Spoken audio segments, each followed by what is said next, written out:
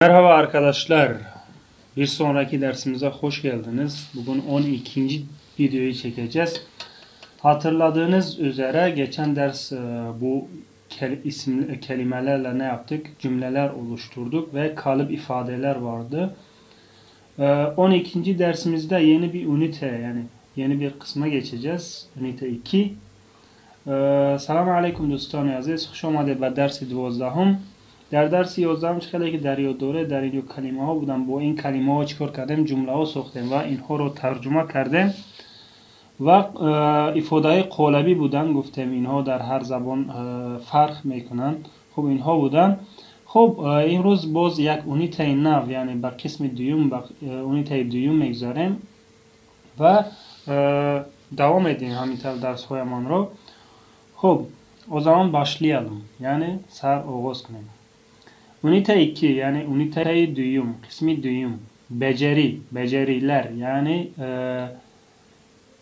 چیزهایی که کرده میتوانم. مثال benim becerilerim futbol oynamak. Mesela من futbol بازی کرده میتوانم. این چی معنی است؟ این یک بجری یک چیزی است که من کرده میتوانم. خب kendini tanıtma yani tanıtma در اینجا şinos کردن kendini yani خودت را şinos کردن. Sayıları söyleme, sayı yani rakamları را söylemek fiil tarzı fiiliyeş söylemek yani söyleme گفتن sayıları yani rakamları را گفتن. Form doldurma yani یکم فرم یکم چیز رو پر کردن doldurmak yani پر کردن. خب beceriler بود. در اینجا dil bilgisi. خب gramatik yani gramatik huye. Bulunma durumu var yok sayılar kaçıncı isim cümleler kelimeler.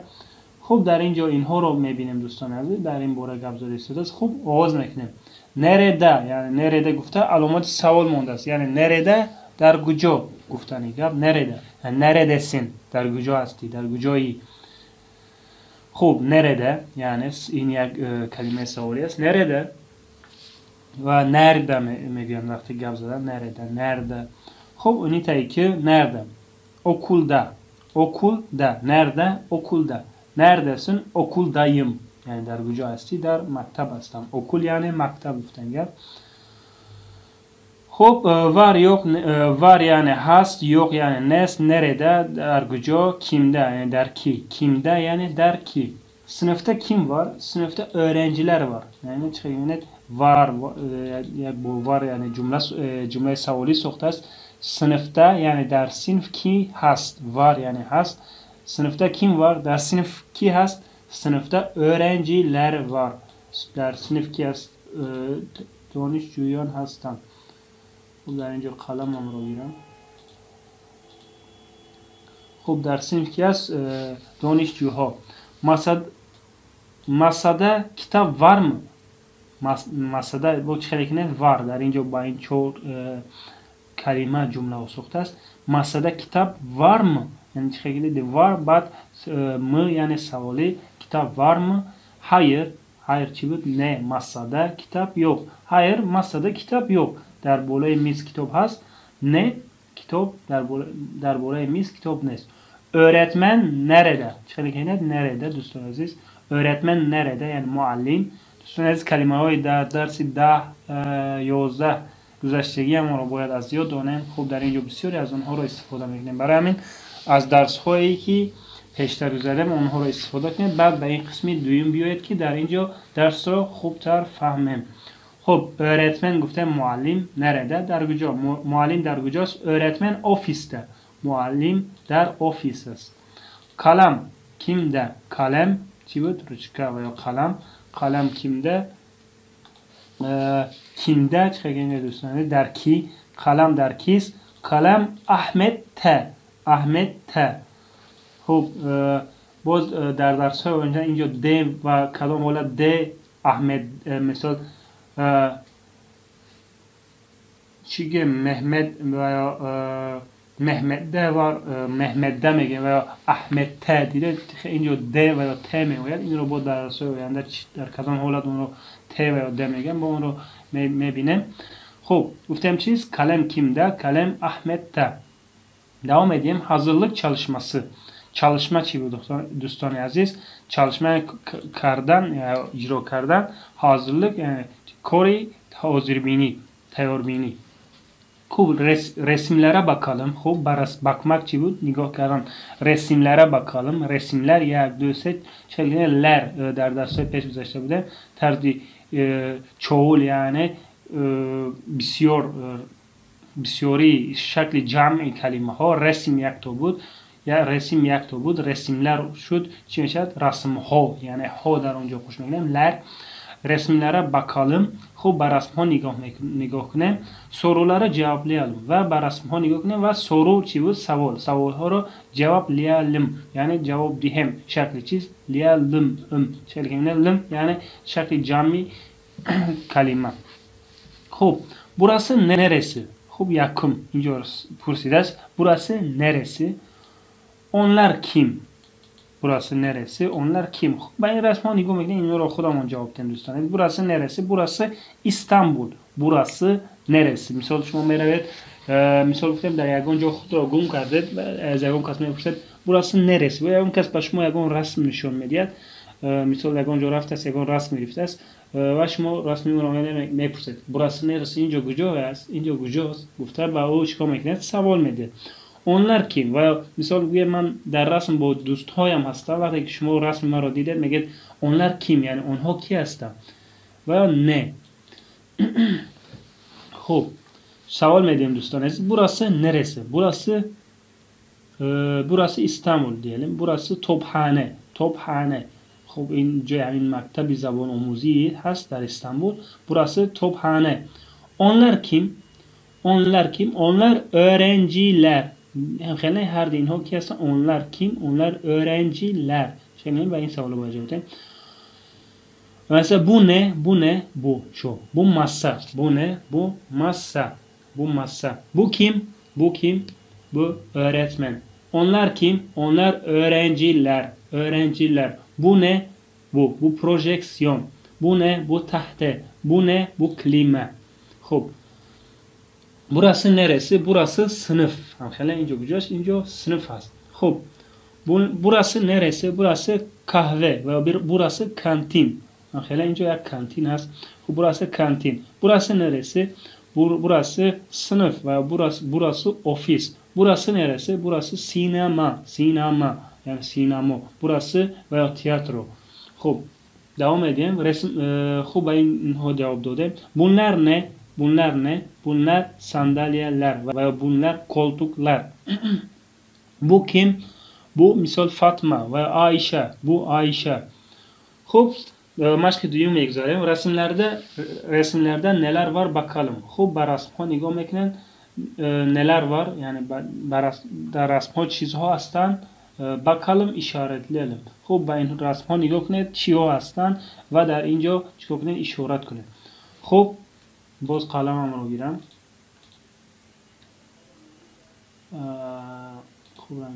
خب sandalye var mı? Evet sandalyeler. Bunlar hep sandalye. Yani miz has. Evet has. خب خیلی تیک مونم. kitap has. بله kitap has. خوب جمع مونم. چیزی که nest ona çıkan yine tire yani. Bahçe yani bağ has nest. خب kapı. در has در اینجا. خب در این با فکرم در است. خب در نیز هست. kapı. پرده هست می در اینجا. خب پرده نست. خب پرده نیست. کانتین بله اینجا کانتین است. خب کانتین رو جمعونه. دفتر هست در اینجا بله دوستان در پیش اینا چی است؟ دفتر ها هست. خب دفتر جمع. öğrenci بله öğrenci نیز هست. خب این مشق میگه که در این رسم ها نگاه کنید و در اونجا چیز هست در اینجا اشاره کنید. ofis هست بله اینجا ofis هست. خب ofis هست. sınıf هست بله اینجا sınıf هست. lamba خوب lamba yani lambişka است بله در اینجا lambişka هست من بفکرم در اینجا. خب این رو نیز جمع میمونه. öğretmen بله این öğretmen هست. خب این را نیز جمع میمونه. ماسه، بله ماسه نیز هست دوستان عزیز. خب اون را نیز جمع میمونه. پروژکسیون، خب دوستان عزیز این پروژکسیون است. خب اون را نیز جمع میمونه. خب دوام میدیم دوستان عزیز. این مشق را اجرا کردیم و در اینجا کلمه ها که اگر نمیدونید اونها چیکار کنید با قید گیرید در کار میشن. از یاد کردنتون لازم. Okuma yani خواندن چی hazırlık çalışması vardı ve okuma var yani çiz خواندن. Okul çi بود مکتب. خب این متن رو خوانیم. Merhaba. Benim adım Kate. Salam. Nomi من چی است؟ Kate. Ben İspanyalıyım. Ben İspanyol هستم. Burası benim okulum. Burası benim okulum. اینجا چی است؟ مکتبی من است. Okul tophanede. خوب okul مکتب در کجا است؟ در توپخانه هست. Okul 6 katlı. مکتب 6 etaj است. etaj به توجیکی yani okul çiz 6 katlı. Alt katta ofisler var. در etaj پایان چی است؟ ofis ها هستند. Ofisler büyük. Ofis ها چی هستند؟ کلان هستند. Ofislerde masalar var. Ofislerde masalar var. در ofis میزها هستند. stolها هستند. Koltuklar, bilgisayarlar, dolaplar var. چخلکنه دوستان عزیز همش لر یعنی چی؟ شکلی چغول یعنی جمعی چیز کلمه ها یعنی چیز بود masalar yani میزها stolها koltuklar yani divanها خب bilgisayarlar yani bilgisayar yakta yani kompüterها dolap yani şifoninerها هستند. Sekreterler var. Sekreterha yani sekreter yakta sekreterler ofiste. Sekreterha در ofis هستند. 2, 3, 4 ve 5 katlarda sınıflar var. Yani sınıflar yani düyüm, seyim, çorum ve pancum در پنجم etaj چی است؟ sınıf ها هستند. okulda 10 sınıf var. در مکتب چند sınıf؟ 10 تا sınıf هست. her sınıfta 15 öğrenci var. در her یک sınıf 15 دانشجو هست. sınıflarda yani در sınıf ها sınıf yani sınıflar yani sınıf ها در sınıf ها sandalyeler yani kursi ha sıralar yani riyad ha kalemler kalem ha kitaplar kitap ha sözlükler yani translator ha yani şey переводчик ha defterler yani defter ha perdeler yani perde ha lambaha bilgisayarlar ve yazı tahtası var. Kompüter ha ve tahtayı sınıf hast.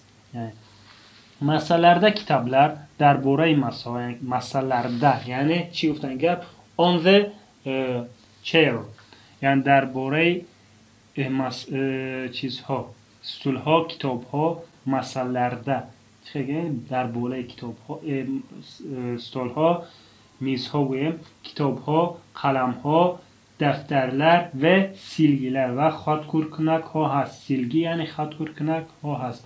Şimdi sınıflarda öğrenciler yok. Hazır şimdi yani hazır der sınıfha talabaha yani danışuha nestan. Çünkü öğrenciler teneffüste. Çünkü ki danışuhan der teneffüs hastand. Der teneffüs hastand. Okulda çok güzel bir kantin var. Der mektep یک kantini خیلی زیبا هست.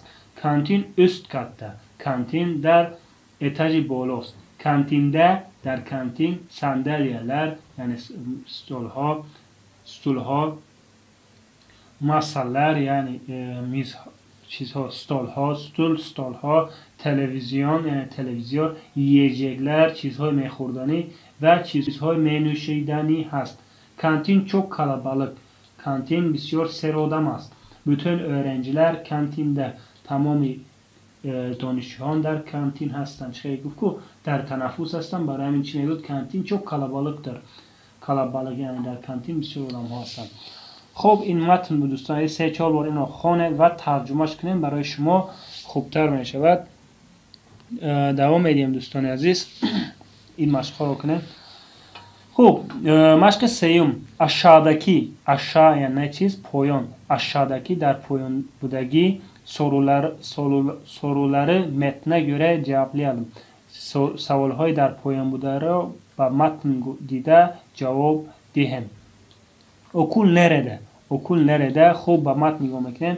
Benim okulum okul nerede? Okul tophanede. Okulda kimler var? Okulda kimler var? Cevap edeyim دوستان aziz. Öğrenciler var. Ankhine talaba هستن. Sekreterler var. Ankhine sekreterha هستن. O öğretmenler var. گفتم edeyim ankhine دوستان aziz. Ofiste neler var? Der ofis çiha هستن. Ofiste neler var? Sandalyeler var ve masalar var. Ankhine ve bilgisayarlar var. Çünkü dostlar yani ofiste büyük ofiste masalar, koltuklar, bilgisayarlar, dolaplar var. Okulda kaç sınıf var? Der okul der mektep çand sınıf var? Okulda 10 sınıf var. Öğrenciler nerede? Öğrenciler kantinde. Öğrenciler nerede? در اینجا میگذشت خب öğrenciler teneffüste. Öğrenciler nerede? Öğrenciler teneffüste. Öğrenciler nerede? Öğrenciler teneffüste. خب مشق چهارم aşağıdaki cümleleri metne göre düzeltelim. Cümleهای در پایان بودگی را با متن دیده چیکار میکنیم؟ ساز کنیم. خب درست کنیم. O Fransalı. Doğru mu? Hayır. Değil mi? O Fransalı değil. O nereli? O yani ki bu değil. Kate nereli? Kate İspanyalı. Yani no duruz. खूب no duruz. Ofiste kalemler, silgiler, kitaplar var. Ofiste kalemler. Ofiste neler var? Ofiste masalar, koltuklar, bilgisayarlar, dolaplar var. Ve در اینجا چی میگه؟ ofiste neler var? Kalemler var mı? Yok. Kalemler yok. Kalemler yok. Silgiler yok. Kitaplar yok. Yani ofiste ne var diyeceğiz? Ofiste masalar, koltuklar, bilgisayarlar ve dolaplar var. खूب her sınıfta 10 öğrenci var. Her sınıfta kaç öğrenci var? Her sınıfta 15 öğrenci var. İnniz hatas. Çünkü her sınıfta 15 öğrenci var. Kantin alt katta. İnniz ne olursa kantin nerede? Kantin üst katta. Yani bu cümle yazışı. Kantin üst katta. खूب. Sekreterler sınıfta. Boz ne olursa sekreterler nerede? Sekreterler ofiste. Ya siz yani یا شما این سوال ها رو دوستان عزیز هر یک شما باید جواب بدید. یا شما این کی است؟ این کاتب درباره خود معلومات داد و در اینجا چی میگه؟ یا شما این سوال ها رو senin okulun nerede? این سوال ها رو جواب دید دوستان عزیز. Yani senin okulun nerede? Benim okulum filan filan yerde. Sınıfta neler var? Yani der sınıf şuma çi است? Öğretmen nerede? Yani muallim در کجا sınıfta kaç öğrenci var. خوب این سوال ها را جواب دین و کسی که اگر خواهد در جواب دین در پایان در کامنتر نویسین. اگر خطایی باشد اونها را چیکار میکنیم؟ درست میکنیم. خب این بود مشقی چندم؟ این بود درسی چندم؟ درسی 12. Yani bu bizim 12. dersimizdi.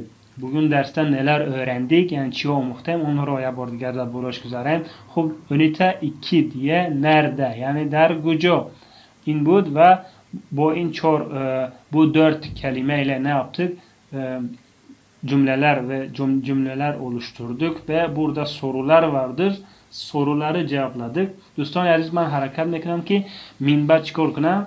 با زبان ترکی بسیار تر گپ زنم.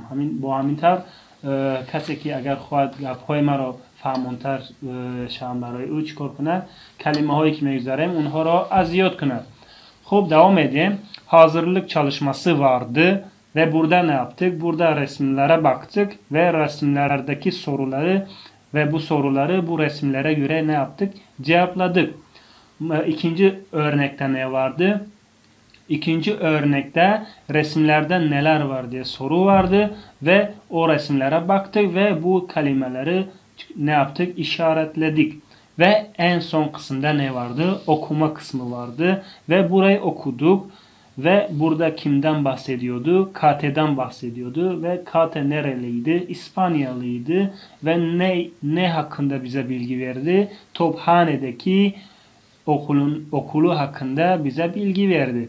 Ve üçüncü örnek vardı.